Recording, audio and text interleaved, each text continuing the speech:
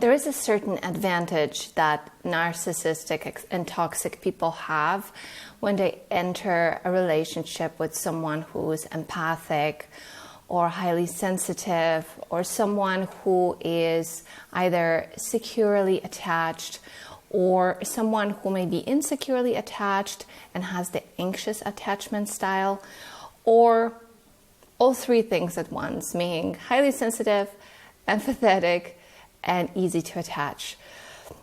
They have a great advantage because here's the thing. A lot of the people that I work with keep blaming themselves for either entering a relationship with a narcissist, attracting a relationship with a narcissist, that's like my favorite one, or being too slow to figure it out and say no and walk away. The reason why these things don't work, this way of thinking doesn't work, is because I would say most of the time, the reason why we get into these relationships and are unable to get out is not because of some metaphysical magic, although you may be inclined to think that. Maybe there is something to it. I don't know. There certainly are incredible, unexplained, mysterious synchronicities that happen in life. But we tend to generalize them and kind of simplify them and flatten them. And the worst part is that we blame ourselves for it. But the reason this kind of reasoning doesn't work, I know I'm using the word reason a lot, is because what the narcissist does,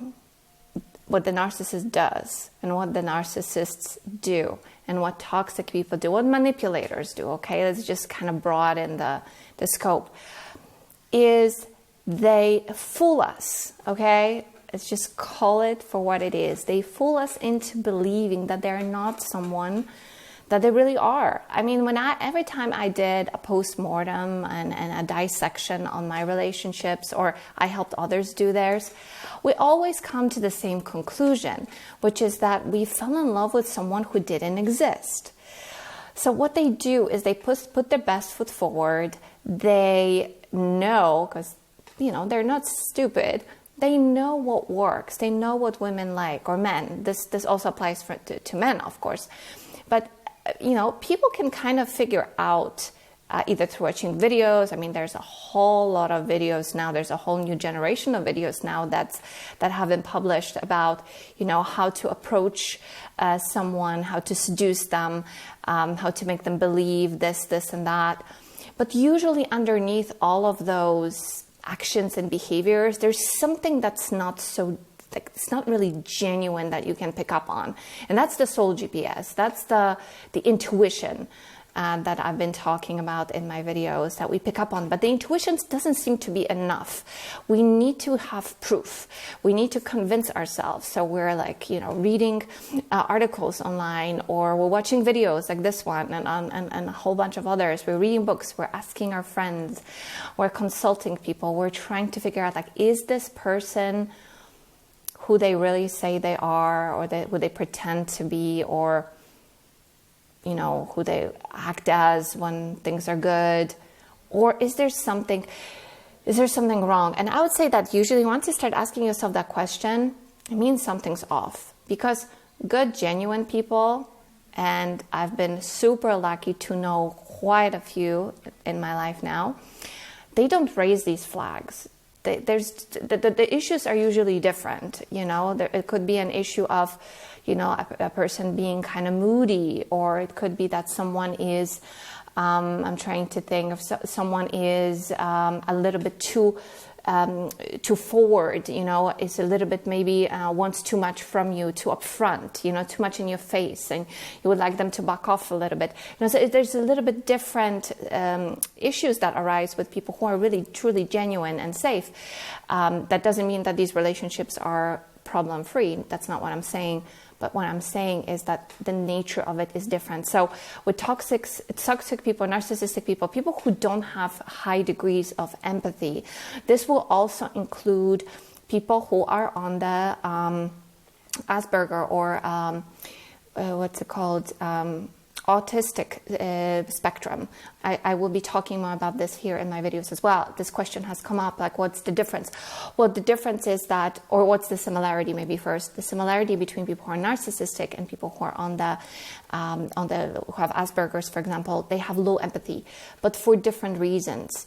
Okay, so again, we'll get into that somewhere else. But just note that people who have low empathy, they tend to come across as not very genuine. It's like their actions and the way that they present themselves, their presence is not really there. It's like it's not genuine. It's like they're somewhere else.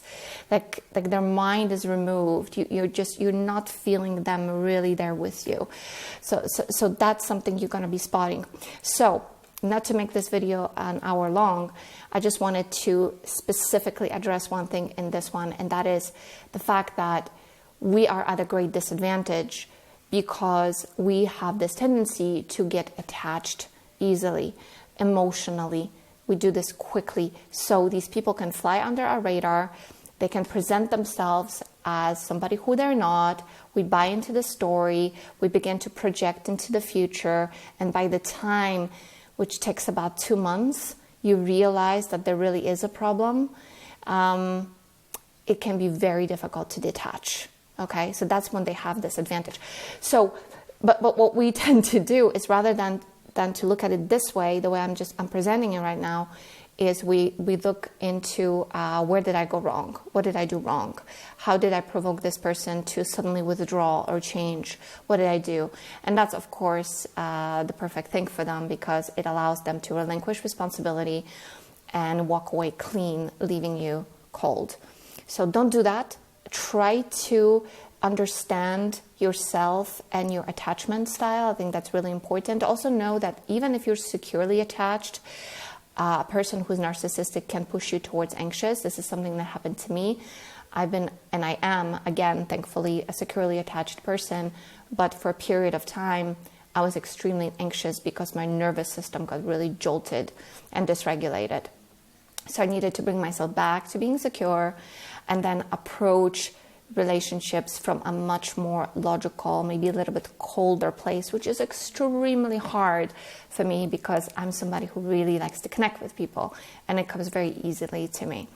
So this is what I wanted to convey in today's video. I also have an announcement, and that is that we're putting together a retreat this fall. It's going to be at the end of September. For women only. We have only 10 spots for this one. It's going to be 6 days in beautiful Sicily. It's called Etna Unleashed. We will be posting more promotional materials in upcoming videos. But if you want more information, if you'd like to reserve your spot and learn more, the information about it, there's an email for the organizer, that's right below this video. And all I can tell you right now is that we're going to be engaged in a whole lot of creative endeavors.